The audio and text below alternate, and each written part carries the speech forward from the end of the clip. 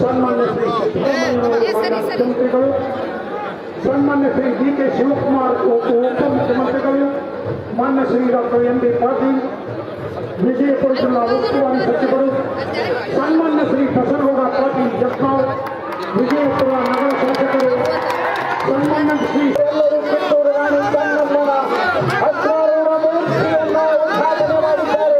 ಆ ದೃಶ್ಯವನ್ನು ನಾವೆಲ್ಲ ಮೇಲೆ ಕಣ್ಣಂಚಿನಲ್ಲಿ ತೆಗೆದುಕೊಳ್ಳೋಣ. ಕಿಡಿಯಾರನ್ನು ಮಾಡಿದ ಕಿತ್ತೂರು ರಾಣಿ ಚೆನ್ನಮ್ಮ ಪುತ್ಥಳಿ ಸ್ಥಾಪನೆಯ ಪರವಾಗಿ ಹೃದಯ ತುಂಬಿ, ಮನ ತುಂಬಿ, ಭಾವ ತುಂಬಿ ಇವರನ್ನೆಲ್ಲ ಈಗ ಸ್ವಾಗತಿಸಿದ್ದೇವೆ. ಇದೀಗ ಮಾನ್ಯ ಮುಖ್ಯಮಂತ್ರಿಗಳು, ಉಪಮುಖ್ಯಮಂತ್ರಿಗಳು, ಜಲ ಸಂಪನ್ಮೂಲ ಸಚಿವರು, ಸನ್ಮಾನ್ಯ ಡಾಕ್ಟರ್ ಎಂ.ಬಿ. ಪಾಟೀಲ್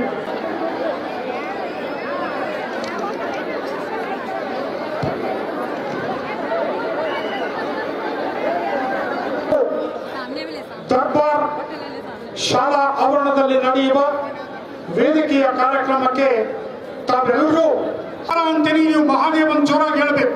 ಹಾರ ಹಾರ ಹಾರ ಹಾರ ಹೇಳ್ರಿ.